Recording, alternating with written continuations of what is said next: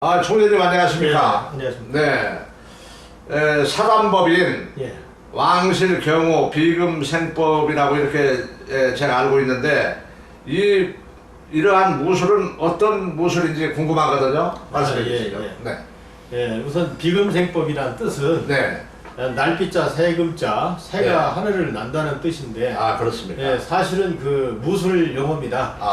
예, 그리고 비금생법은 저희 13대죠. 네. 할아버지 두 분입니다. 네. 두 분께서 당시 조선군 네. 육군 훈련소 교관을 하시다가 네. 선조대왕 측근 경호원을 하셨습니다. 네. 그때가 선조대왕께서 네. 의주로 피난 가시는 길인데 네. 지금 영변 핵발전소 있지 않습니까? 네. 영변에서 외적을 거기서 만납니다. 네. 외적을 만나자 우리 할아버지 두 형제분께서 네. 외적을 물리치고 동시 순절, 즉 전사하신 겁니다. 네. 그럼으로써 선조가 구출된 겁니다.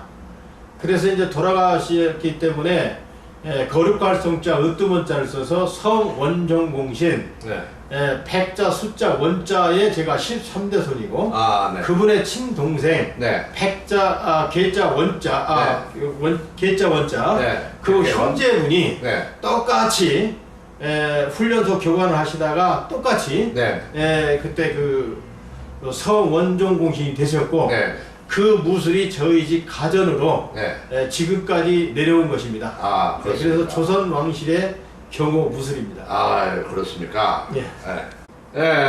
지금도 그 운동을 계속해서 하시는 걸로 믿고 있습니다만은 요즘에도 1초에 주먹이 한 4번 이상 나간다는데 전성기에는 몇 번 정도나 주먹이 나갔었습니까?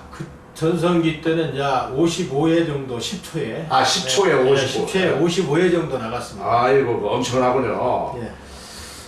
그리고 4.5kg의 그 백제 환도를 쓰신다는데 예. 그게 그 마음대로 그 자유자재를 움직일 수 있는 그런 그렇게 할 수 있는 가능할까요? 예, 제가 가능하고 동영상도 지금 많이 있습니다. 그렇습니까? 예. 네. 이 4.5kg짜리 칼은 네. 지금 일본 검법이나 중국 검법, 네. 중국 검법은 대개 한 손으로 쓰도록 되어 있고요. 네, 그렇죠. 일본 검도는 두 손으로 두 손으로 하더라고요. 팔과 손으로 쓰도록 되어 있습니다. 그러나 저희 비금생법은 몸을 날려 비금 아닙니까? 새가 나르듯 몸을 날려 쓰는 검법이기 때문에 사실은 이보다 더 큰 6m 창이나 이런 것까지 다 자유자재로 쓸 수가 있습니다. 그렇습니까? 칼의 무게가 4.6kg의 그 길이가 2m라면 상당히 길거든요. 예. 근데 2m의 그 충무공 장신도를 쓰고 계시던데 그걸 장식용이라고 이렇게 하는 보통 그렇게 장식용으로 알고 있는 사람들이 많습니다. 예. 근데 굳이 그 칼을 쓰시는 이유가 무엇인지 그걸 좀 말씀해 주시죠. 네, 크게는 애국 충정이고 선조님들을 경애하는 마음입니다. 지금 이 책을 보시면 조선시대의 도검, 육군 박물관에 지금 소장되어 있는 것이 모든 책자에 이렇게 되어 있습니다. 그냥 말로만 들으십시오. 여기 잘 안 나오니까. 이 책을 보면 저는 가슴이 메어집니다. 그렇습니다. 지금 현대인 이 백병찬이가 이 짤막한 이 백병찬이가 2m짜리 4.6kg 칼과 백제 환도 4.6kg를 마음대로 쓰고 있거든요. 왼손으로도 쓰고 오른손으로도 두 손으로 쓰고. 지난번에 시청 앞에서 이렇게 시청 앞에서 들어오는 거 제가 봤거든요. 그렇습니다. 근데 사람들이 다 놀래더라고요. 그렇게 2m짜리 검을 자유자재를 그렇게 휘두른다는 건 그건 보통 이런 검도나 그런 사람들이 할 수는 없을 것 같아요. 제가 보기에. 물론 그렇습니다. 그러면 제가 검도 도장을 간 일도 없고 저는 태권도 도장도 간 일도 없고 유도 체육관도 간 일 없습니다. 저는 어디서도 그런 무술을 배워본 적도 없습니다. 단지 제 집에서 이걸 가지고 가전 무술로 지금까지 오면서 이 칼을 쓴다고 내가 배운 바도 사실은 없습니다. 그러나 이 비금생법이라는 것은 칼을 들면 검술, 창을 들면 창술, 표창을 쓰면 표창술, 말을 타면 기마술, 활을 쓰면 그냥 궁술, 모든 것이 다 되게 되어 있습니다.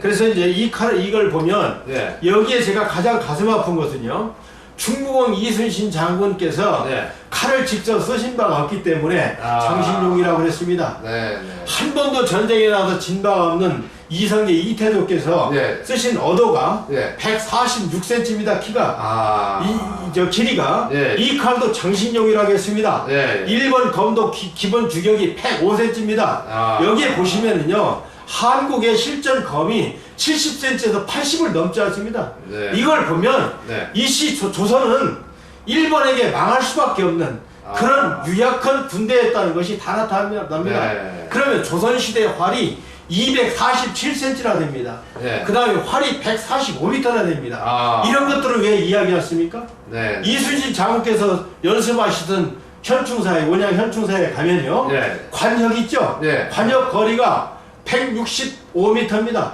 165m의 관역에 화살이 꽂히려면 네. 활은 아마 500m 나가야 될 겁니다. 네. 그 정도 나가야 꽂힌다. 예. 아마 지금 우리 기자님께서는 아마 내가 볼 때 그 시대에 M1을 쓰셨을 것 같은데. 네, 그렇습니다. 우리 M1의 사격했어요. M1의 최대 사거리가 네. 3,200m입니다. 네. 그런데 그게 유효 사거리가 460m밖에 안 됩니다. 네, 그렇죠. M16이 2,653m를 날아가는데 네. 유효 사거리가 460m밖에 안 됩니다. 네. 그러면 이순신 장군께서 쓰시는 관역이 165m가 그 유효 사거리면 네. 그분의 최대 사거리 500m는 됐을 거 아닙니까? 네, 그렇죠. 500m의 화살을 던질 수 있는 힘이라면 네. 이순신 장군께서는 분명 계력의 사나이가 분명합니다. 네. 그러면 장군께서는 칼을 단도도 안 씁니다. 지휘용 칼로 쓰는 거지. 네. 장군이 되면 일단 칼을 쓸 수가 없는 거예요. 그래 이순신 장군께서 그 칼을 휘둘린 바가 없다. 네. 그래서 그게 장신용이다 이렇게 했기 때문에 네. 저는 이 역사를 쓴 사람들 자체를 저는 전부 친일파로 몰아붙이고 싶은 그런 사람입니다. 네, 역사관이 좀 다르신 것 같은데 총재님은 네. 혹시 그 부분에 대해서 좀 하실 말씀이 좀 있으실 것 같고 예. 또 이러한 내용이 타당성이 있다고 총재님은 생각하시는지 예. 그 점에 대해서 좀 상당히 궁금합니다. 좀 예. 얘기를 좀 해주십시오. 역사관에 대해서 저는 네. 아주 상당히 다른 시각을 가지고 있습니다. 그렇습니까? 예, 일본 시대에 공부한 사람들이 쓴 역사를 네. 저는 그렇게 중요시 여기지 않습니다. 네. 저는 저희 집에서 저희 할아버지, 아버지 전부 이분들이 한문 선생이셨거든요. 네. 대대로 아버지가 아들에게 구전으로 가르쳤던 네. 저는 그 역사를 많이 들었습니다. 네. 그러면 우선 이순신 장군께서 네. 다 전사하신 거로 역사에 기록이 됐는데 네. 저는 거기에 대해서 오늘 반론을 말하고 싶습니다. 네. 자, 옛날 전쟁을 어떻게 했느냐 네. 이걸 먼저 알아야 됩니다. 네. 심지어 전쟁은 저도 장군은 대개 죽지 않습니다. 네. 계백 장군은 처자를 죽이고 죽으러 가는 사람입니다. 네. 그래서 계백도 죽었죠. 네. 살려고 했으면 얼마든지 삽니다. 그리고 계백 부대는 완전히 갑옷을 꼬매 입고 네. 죽으러 갔습니다. 벗지 않게 해서 속옷과 꼬매 입고 완전히 죽으러 간 사람들이 묶어버리군요. 전부. 묶었습니다. 그래서 계백은 완전히 죽으러 간 장군이기 때문에 죽었고 장군은 얼마든지 사는 겁니다. 더군다나 해군 사령관이 전사한다는 거의 말이 안 됩니다. 네. 자 보세요. 옛날 해군사랑 전쟁을 어떻게 했느냐. 네. 여기 대장선이 있고 네. 전후 좌우 사방에 호위선이 있습니다. 네, 그렇죠. 호위선 옆에 우군이 있고 좌군이 있습니다. 네. 그리고 그 대장선에는 좌우 깃발이 2개가 있습니다. 네. 그리고 각 배들에는 함장이 하나씩 있습니다. 네. 함장이 있어서 그 당시 무전도 없고 아무 확성기도 없지만 네. 그 당시 이 요새 그 사물놀이 있죠? 네. 꽹과리, 북, 장고 네. 이것이 전쟁 무기입니다. 네. 전쟁할 때 사기를 북돋아 육군은 사기를 북돋아 나가고 네. 이게 특히 이걸 가지고 전부 병법을 활용하는 겁니다. 네. 그래서 대장선에서 우기를 들면 우군이 이 대장선을 주시하고 좌기를 들면 좌기에서 듭니다. 꽹과리를 치느냐 북을 치느냐 풍물을 어떻게 치느냐에 따라서 전진 후진 다 하면서 학진이니 왕짜진이니 간짜진이니 진을 다 치면서 대장 마음대로 그 많은 군을 움직이면서 전쟁을 하는 겁니다. 그리고 이순신 장군이 조총이나 활을 맞고 전사하실 수가 없습니다.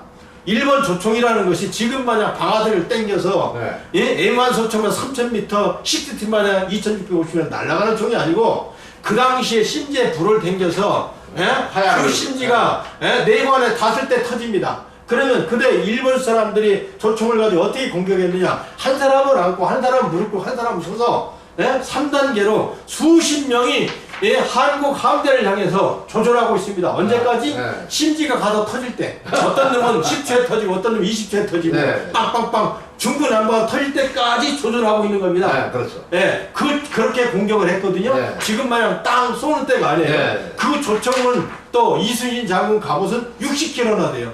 그리고 조총이 뚫지 못한다는 것은 네, 네. 이미 의학적으로 밝혀진 사실입니다. 그리고 네. 또 일본 활은 대나무 활을 주로 썼기 때문에 네. 유효사거리가 45m밖에 안 돼요.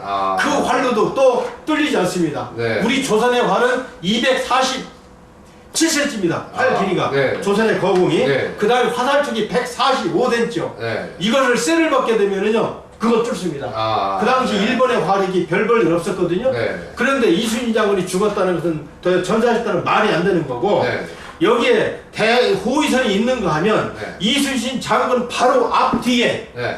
방패든 무사들이 막 지켜내는 겁니다. 어떻게 그 조총을 맞고 이순신 장군께서 죽습니까? 네. 이건 말이 안 되는 상황입니다. 네. 그리고 또 한 가지, 도저히 이해가 안 되는, 22번을 싸워도 졌어요, 일본 사람들이. 네. 그런데 일본군이 23번을 기꺼이 이순신 네. 장군까지 쳐들어와서 23번을 다 졌습니다. 네. 23번을 일본을 이겼던 이순신 장군이 돌아가셨다면 네. 왜 24번째 왜군이 안 쳐들어옵니까? 네. 그래서 역사는 두 가지가 있는데, 일본 사람들에게 공부한, 그 다음으로 현재 문교부에서 인정하는 그 학자들이 쓴 역사를 저는 믿지 않습니다. 네. 그러나 아버지가 아들로 구전으로 내려오던 이 역사는 저는 그걸 믿거든요. 네. 그 역사, 그 일설에 의하면 이순신 장군이 자기 아버지도 조광조 씨의 제사를 지내다가 네. 반역적으로 몰려서 그 형제들이 그 당시에 출사하지 못했거든요. 네. 그 당시에 과거를 볼 수 없었어요. 네. 전쟁이 아니면 그분은 그냥 평민으로 선비로 늙어 죽는 겁니다. 이순신 장군께서. 네. 그런데 선조대왕이 너무 두려워했거든요. 아. 그렇게 승전을 계속하는데도 불구하고 윤두순이 등등 사람들이 만약에 이순신 장군께서 10만의 군사만 데리고 네. 서울로 역진해 오게 되면 네. 선조는 나라를 줄 수밖에 없다는 겁니다. 네. 그래서 이순신 장군께서 전쟁을 이기고 돌아가도 네. 반드시 선조한테 죽는다는 겁니다. 아. 죽으면 어떻게 죽느냐? 역적은 선족을 멸해요. 멸문지 화를 당하기 때문에 네. 이순신 장군이 얼마나 철두철미한 그분이 천재입니까? 네. 이순신 장군한테 대한민국 그 당시 조선의 선조도 속고 네. 조정도 속은 거죠. 그래서 일설에 의하면은 이순신 장군이 그네 함대가 네. 아예 일본 대마도를 네. 점령했다는 겁니다. 지금도 대마도에 이순신 장군의 후예들이 제가 있는 걸 알기 때문에 노무현 대통령 초기 때 제가 내역 증명으로 보냈습니다. 네. 국가 차원에서 네. 대마도를 조사해 주십시오. 네. 거기에 이순신 장군의 후예들이 있다고 합니다. 네. 또 한 가지, 이순신 장군이 전사하신 후에 한 200여 년 동안 일본 군이 조선 근해에도 오질 못했어요. 독도군이 어디 근해에 못 왔습니다. 오늘 기록 있습니까? 네. 거의 대원군 시대 그 무렵에 겨우 와서 외관까지 오는 거 겨우 허락받았고, 네. 그러다가 그들이 한일합방에서 조선을 먹어치웠는데 네. 그만큼 범접을 못했습니다. 그 이유는 이순신 장군께서 대마도를 점령하고 있었기 때문에 네. 일본에서 아주 대마도 근해도 못 왔다는 겁니다. 그것이 야사지만 네. 저는 그 역사가 믿어집니다. 네. 도저히 이순신 장군이 그때 전사하셨다면 네. 일본 사람들이 안 쳐들을 일이 없고, 그 후에 200여 년 동안 일본 사람들이 전혀 종적이 없습니다. 네. 그런 거로 봐서는 이순신 장군은 반드시 사신 분이고, 네. 또 일설에 의하면 이순신 장군이 대마도에서 17년을 더 사셨답니다. 더 사시고 전쟁 이후에 전쟁 이후에 17년을 17년을 네. 수명대로 향수하신 겁니다. 그러시고 지금 저 가짜 무덤 있지 않습니까? 네. 저 남해에 있는 거. 네. 그 무덤을 이장한다는 명목으로 실제 현충사에 그 이순신 장군 묘지가 있었습니까? 네. 그쪽으로 안장됐다, 이런 말도 있습니다. 하여간에 해군 사령관이 전사한다는 것은 불가능한 일입니다. 네. 그리고 23번을 싸워서 23번을 다 졌는데 23번을 이겼던 이순신 장군께서 전사하셨다면 네. 왜 일본이 24번, 25번을 안 쳐들어옵니까? 쳐들어오죠. 그 200년 동안 왜 조용합니까? 네. 이런 걸 보더라도 네. 우리나라 역사는 다시 조명돼야 된다고 생각합니다. 아, 그렇습니까. 참 자세하게 이렇게 말씀을 해주셨는데 그러한 우리나라의 그 역사가 그 야사요 구전이라는 말씀도 이렇게 하셨는데 아무튼 역사적으로 그 조명이 된다면 상당히 좋을 것 같습니다. 비금생법은 왕실 경호 무술이며 모든 전쟁 종합 무술로 이렇게 보면 됩니까? 예, 그렇습니다. 아, 네네.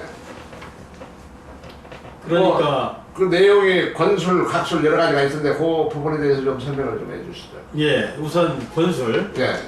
각술, 네. 검술, 네. 창술, 네. 철퇴술, 네. 표창술, 네. 기마술, 네.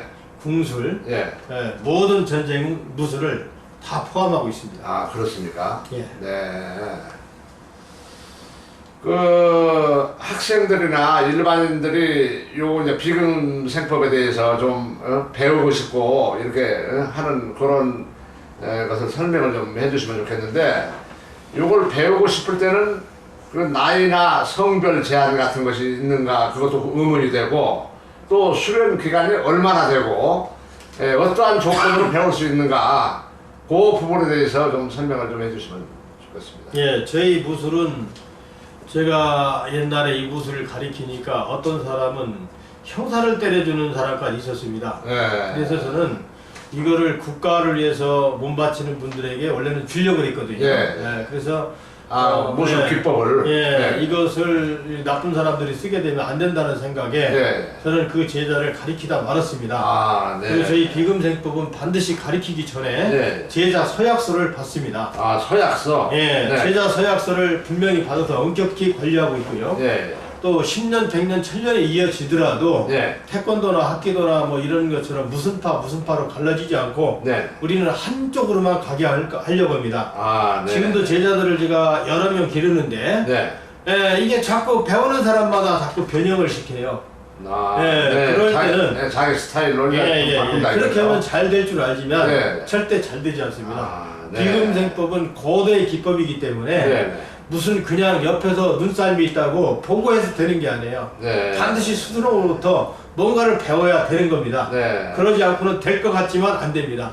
2m짜리 칼 쓰려면 될 것 같지만 안 됩니다. 그렇듯이 그것이 쉬운 것 같아도 안 되게 돼 있고요. 저도 한번 들어봤는데 정말 그 휘둘르는 것은 안 되겠더라고요. 되는 것 같지만 원칙을 지키지 않으면 오히려 몸이 좋은 게 아니라 몸에 병을 얻습니다. 그렇기 때문에 반드시 원칙을 지켜서 해야 되거든요. 그래서 이제 저 같은 경우 저희는 무술은 첫째 제자 서약서를 쓴 사람이 배웁니다. 그리고 그 사람이라 할지라도 위로부터 마음에 들지 않으면 더 이상 가르치지 않습니다. 그리고 결국에는 제자 인정서를 주도록 되어 있습니다. 인정서요?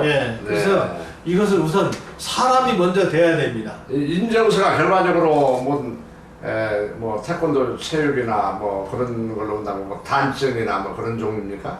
우리는 이제 단이라는 말을 쓰지 않고 우리는 계라고 씁니다. 계. 계단이라고 할 때 있지 않습니까? 그러면 초급이 몇 개로 들어가나요? 저희는 이제 여러 가지 용사부, 장영부, 정예부 이렇게 관이 좀 틀립니다. 주먹만 쓰는데 칼 쓰는데 그렇게 여러 가지 한 4개의 그 관이 있기 때문에 관마다 급수가 다릅니다. 그리고 관마다 계가 있습니다. 일본 사람 계단 할 때 우리는 계를 쓰거든요. 그래서 이제 우리 전통은 뭐 계를 받는다 이런 말을 옛날부터 써왔습니다. 그래요? 단이라는 것은 1번씩입니다. 그래서 우리는 1개, 2개 이렇게 쓰고 9개를 끝으로 하는데 우리는 끝을 10개까지 합니다. 그렇습니까? 그 비금생법은 신비한 비법이라고 이렇게 말씀을 하시는 것 같고, 또 그러한 무술을 이렇게 배워서 그 사람 그 자격이 얻어졌을 때 인격이라든가 그 성품, 국가관, 윤리관을 1호로 이제 이렇게 친다고 이렇게 제가 알고 있었거든요. 그 부분에 대해서 좀 마무리를 좀 해주시죠. 우선 부모에게 저는 효도하는 것이 가장 사람이라고 생각합니다. 그렇습니다. 효를 행할 줄 아는 사람은 반드시 국가도 사랑합니다. 효와 국가를 사랑하는 사람은 반드시 친구에게도 그 의리가 있고 형을 알아보고 아우를 아낄 줄 압니다. 그래서 저는 효는 100가지 본이라고 그랬거든요. 그래서 저희 무술은 반드시 사람다운 사람에게 가르쳐지기를 바랍니다. 그렇습니까? 네, 감사합니다. 지금까지 경호무술 비금생법 백병찬 총재님과 대화를 나눠봤는데 상당히 모르고 있던 그 역사관까지 지금 알게 됐고, 이 방송이 이제 우리 그 복지관 쪽에서 이 방송을 듣는 분고 이렇게 시청하시는 분들은 문의 전화를 어디로 드리면 될까요? 문의사항이 있을 때. 문의사항이 있을 때 아마 지금 네이버 카페 비금생법을 보면 네이버 카페 비금생법 장군 정예무로 돼 있거든요. 장군 정예무술 이름을 바꿀 겁니다. 어떻게 바꾸시죠? 이번에 이제 장군 정예무 비금생법에서의 사단법이니 그런데 저희가 이제 족보를 계속 조사해 보니까 하여간 저희 선조분들께서 이 13대조 말고도 전부 경호원들이 그렇게 많아요. 그렇습니다. 직계조상 할아버지들이. 그래서 왕실 경호 비금생법이라는 네이버 카페뿐 아니라 홈페이지를 곧 작성할 겁니다. 그렇습니까?